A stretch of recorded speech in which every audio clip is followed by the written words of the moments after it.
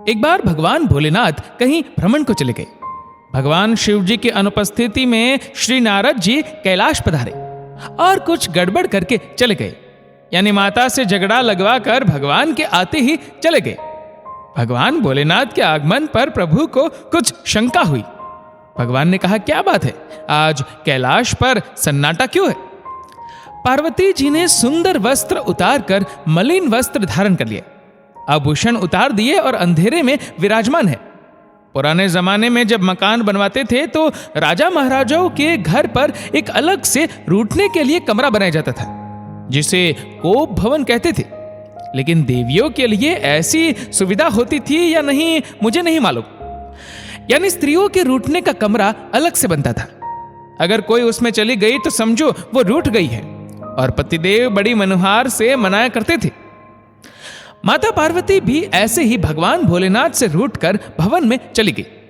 शंकर जी ने देखा मेरे आश्रम से नारद जी निकलकर जा रहे हैं, और जाते जाते शंकर जी से कहते गए, आश्रम में जल्दी पधारना प्रभु, माता जी ने याद किया है। शंकर जी ने मन में सोचा, आप घर पधार कर आए हैं तो जरूर याद करती होंगी।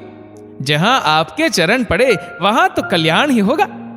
शिव जी ने कहा, क्या बात है देवी, आप इतनी उदास क्यों है? पार्वती जी ने कहा, रहने दीजिए, मैं तो आपको पति परमेश्वर मानती हूं, आपकी सेवा करती हूं, पर आप अंदर से भी काले और ऊपर से भी काले हैं। शिव जी ने कहा, अंदर से काला तो वो होता है जो कपट करता है, और मैंने तो जीवन में कोई कपट नहीं किया आपसे, आप मुझे कपटी बोलती है। पार्वती जी ने कहा, 24 घंटे मुंडों की माला पहनते हैं, उसमें किसके मुंड लगे हैं ये बात मुझे कभी बताई? भगवान शिव ने कहा, आपने कभी अवसर नहीं दिया, लेकिन मैं आपसे कितना प्रेम करता हूं इसका यदि वास्तव में कोई प्रमाण है तो ये मुंडों की माला है। मुंड माला में किसी और के सिर नहीं लगे, आपके ही सिर है देवी। वैसे तो आप पराअंबा है, जगदम्बा है, लेकिन लीला की सिद्धि के लिए जब जब अपने जीवन में तुम परिवर्तन लाती हो, चरित्र में परिवर्तन लाती हो, तुम्हारी याद मुझे बनी रहे, इसके लिए तुम्हारे ही सिर अपने माला में पिरो लेता हूं। मेरे जीवन में इतनी बार तुमने देह का परित्याग किया है, ये तुम्हारे ही सिर लगे हैं, किसी और के नहीं। हम तो मरने के बाद भी तुम्हारे सिर को माला में लटकाए घूमते हैं। तुम कहती हो हम कपटी है। पार्वती जी बोली, हे भगवान, तब तो आप महाकपटी निकले। शिव जी बोले, वो कैसे? ऐसी कौन सी दवाई पी रखी है जो आप तो कभी मरते नहीं और मुझे बार बार मरना पड़ता है? वास्तव में प्रेम किए होते तो वो औषधि आप मुझे भी पिलाते, जिसे पीने से मैं भी अमर हो जाती।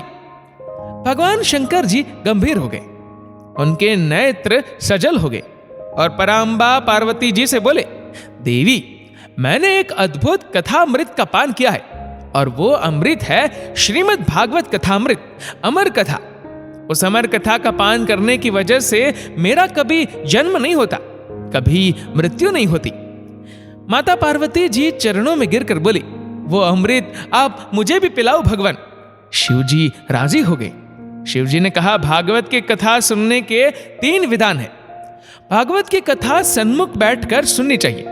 एकदम व्यास मंच के पीछे बैठकर भागवत सुनना शास्त्रों में निषेध है। भागवत की कथा में बीच में उठना नहीं चाहिए। व्यर्थ की बात बीच में नहीं बोलनी चाहिए। बोलना है तो कीर्तन बोलो या भगवान की जय बोले। भागवत जी की कथा में सोना नहीं चाहिए। एकाग्र होकर तन्मय होकर सुननी चाहिए। देवी, मैं तो जब कथा सुनाता हूं नेत्र बंद करके सुनाता हूं, आप सुन रही हो कि नहीं ये मैं कैसे जान पाऊंगा? इसलिए जब तक कथा चलेगी आप बीच बीच में ओम ओम का हुकारा देती रहना या हरे हरे का हुकारा देती रहना।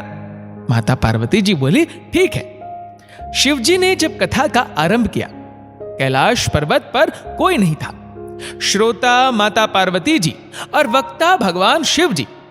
शिव जी के पीछे फूटा हुआ अंडा जरूर पड़ा है, वो ही तोते का अंडा था। भगवान भोलेनाथ भागवत कथा सुनाने लगे। माता पार्वती ओम ओम ओम कहकर सुन रही है। पहले दिन की कथा का जैसे ही विश्राम हुआ, पीछे पड़ा तोते का अंडा साबुत हो गया। उस अंडे में जीव का प्रादुर्भाव हो गया। दूसरे दिन की कथा के प्रभाव से अंडा फूट गया, उसमें से सुंदर सा पक्षी निकला। पड़ा हुआ पक्षी तीसरे दिन की कथा को सुन रहा है, गदगद हो रहा है। अमृत वचन है ना भागवत जी में, तो भागवत जी में चौथे दिन तो आनंद की कथा है। श्री कृष्ण जन्म महोत्सव, उनको सुनकर पक्षी गदगद हो गया। माता पार्वती ध्यान लगाए बैठी है। सज्जनों, शिव जी ने माता पार्वती को जो कथा सुनाई वो मेरी आपकी तरह थोड़ी सुनाई थी। 3 घंटे सुबह सुनी, 3 घंटे शाम को सुनी, 3 घंटे में पैर कभी ऐसे कर लिया, मौका लगा तो व्यास जी की और पांव फैलाकर ही बैठ गए। ऐसी ही थोड़े हुई थी कथा। वो तो एक ही आसन से बैठे रहे और देखो, पहले दिन की कथा शाम को 6 बजे पूरी हुई। उसी समय दूसरे दिन की कथा 6:01 पर शुरू हो गई। 7 दिन तक अविश्राम गति से कथा चलती रही। ऐसे ही कथा चल रही है। 5 दिन से कथा सुन रही है माता। श्री कृष्ण की कथा बता रहे हैं भगवान शिव। पक्षी बड़े प्रेम से सुन रहा है। भगवान शंकर जी ने कहा, देवी पार्वती, जब उद्धव जी को पता चला प्रभु श्री कृष्ण अपनी लीला को समाप्त कर जाना चाहते हैं, तो उद्धव ने आकर कृष्ण चरणों में प्रणाम किया। योगेश योग विन्यासः, आप योग के स्वामी हैं, योग के अधीश्वर हैं। बताइए, त्याग क्या है, वैराग्य क्या है, संन्यास क्या है? ये ज्ञानमय प्रसंग जब श्री उद्धव ने पूछा, इसको सुनते सुनते माता पार्वती को निद्रा ने घेर लिया। 5 दिन से अविरल सुन रही थी। शरीर में कभी कभी थकान हो ही जाती है, तो पार्वती जी मां को झपकी लग गई और वो सो गई। लेकिन शिव जी तो नेत्र बंद कर कथा सुना रहे हैं। उन्हें नहीं पता कौन सोया। पक्षी ने देखा मां सो गई, हाँ जी बंद हो गई और कहीं कथा विराम न ले लेवे, इसलिए पक्षी ने पार्वती जी के स्वर में ओम ओम ओम कहना शुरू कर दिया। भागवत जी की कथा जब पूरी हो गई, भगवान शिव ने जोर से जयकार लगाई, बोलिए कृष्ण कन्हैया लाल की जय। जैसे ही जोर से जयकारा लगाया, पार्वती जी की नींद टूट गई और कहने लगी, हाँ भगवान। फिर श्री कृष्ण ने उद्धव से क्या कहा? शंकर जी ने कहा, क्या कहा का क्या मतलब? ये कथा तो पूरी भी हो गई।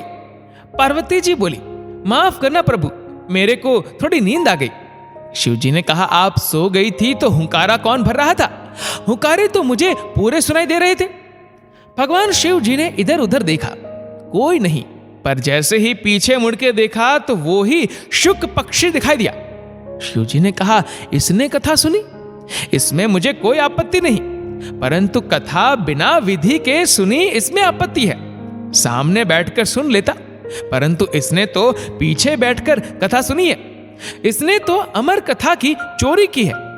त्रिशूल लेकर भोलेनाथ उस शुक पक्षी को मारने के लिए दौड़े। कैलाश पर्वत से उड़ता उड़ता पक्षी दौड़ लगाता है। कैलाश से नीचे उतरकर आएंगे तो नीचे पड़ता है बद्रीनाथ धाम। बद्रीनाथ धाम में भगवान वेदव्यास जी वास करते हैं। उनकी कुटिया का नाम है सम्याप्रास। वहीं उनकी पत्नी श्रीमती पिंगला देवी बैठी थी।